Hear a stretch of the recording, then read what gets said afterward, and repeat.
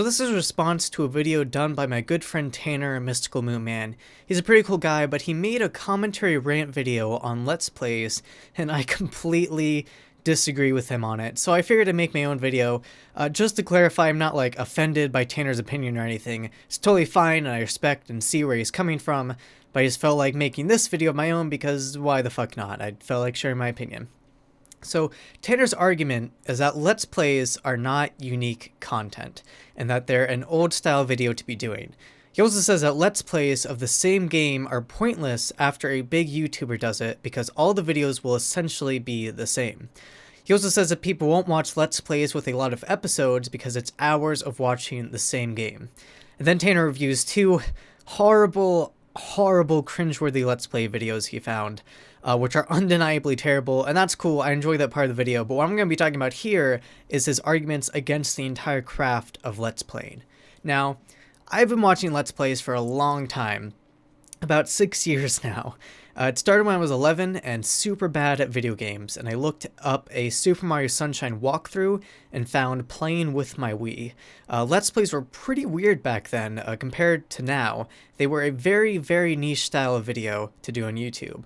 A few Let's Players even had a YouTube partnership, and the ones who did were faced with people challenging the ethics of monetizing Let's Plays, which is still a debate today, but not as much as it was back then. And people would also make a big deal out of playing a game blind, that is, playing it for the first time, not knowing what's going to happen. Believe it or not, most Let's Plays back then were designed to serve the dual purpose of being both entertaining and an informative walkthrough.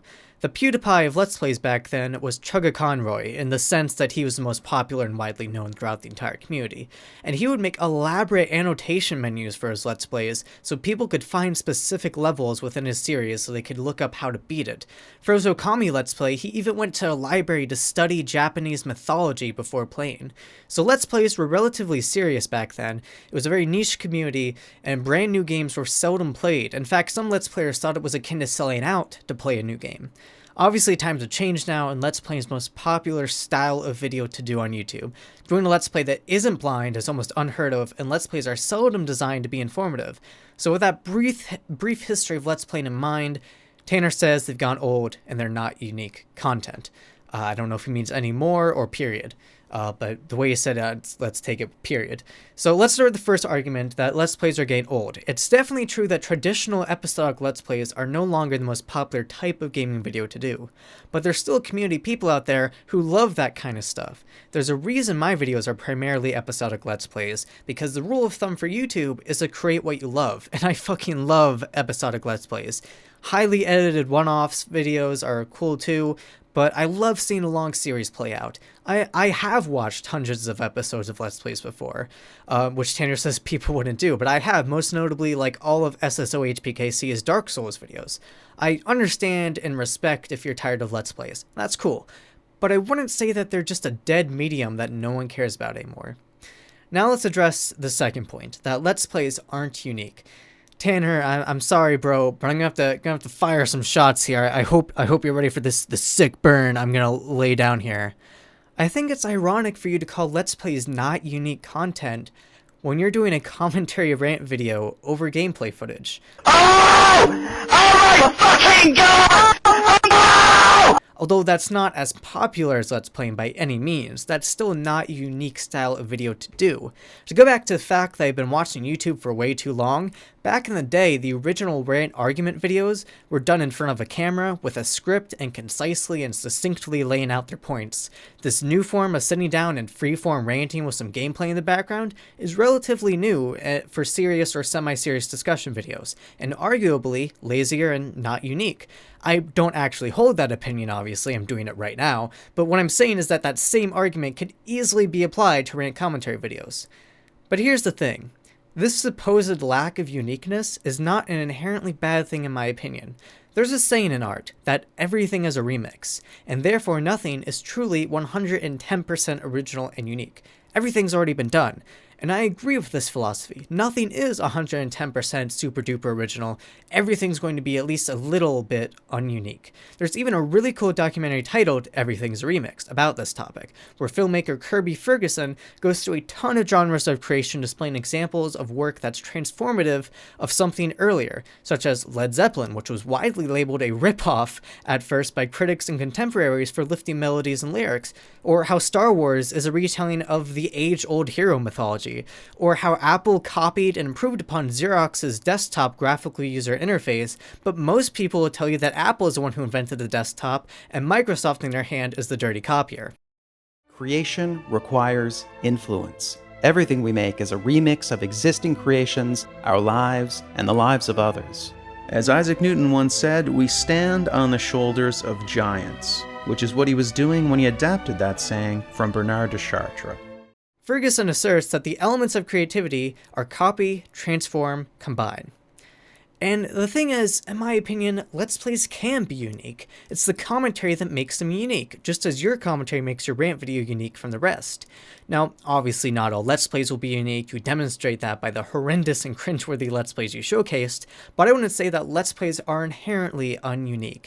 And because of that, I don't think it's right to say it's not worth playing a game after big YouTubers played it. I played the alpha of Monstrum after PewDiePie played it months earlier, and there were still plenty of people who were seeing the game for the first time. And every Let's Player has their own unique style commentary and editing, which will make each Let's Play different, or at least most of them, not including the poorly done ones like you showed in your video. However, I will concede to you that lots of Let's Players are lazy and don't actually try. Good commentary is hard to do. You gotta be energetic, you gotta put a lot of effort into being entertaining, but furthermore, you shouldn't just skip out on the editing. I'm guilty of doing this in the past. I've put up Let's Plays that could have used more editing work or should have been scrapped due to lackluster commentary. Nowadays, I strive to put as much editing work as necessary into my videos, always on the prowl for things to cut out or edit in, and I'm trying my best to make my videos as unique as possible, keeping in mind that nothing is going to be 110% unique and original. The other thing I do to try and be unique is to curate oddball indie games I find. Many of the indie games I Let's Play have few other Let's Plays out there. Okay, well that's an exception, but... Okay, that's another would you stop? But overall, I try and find weird indie games to Let's Play, and if you look at my Steam library, the majority of it is weird shit I plan to Let's Play in the future.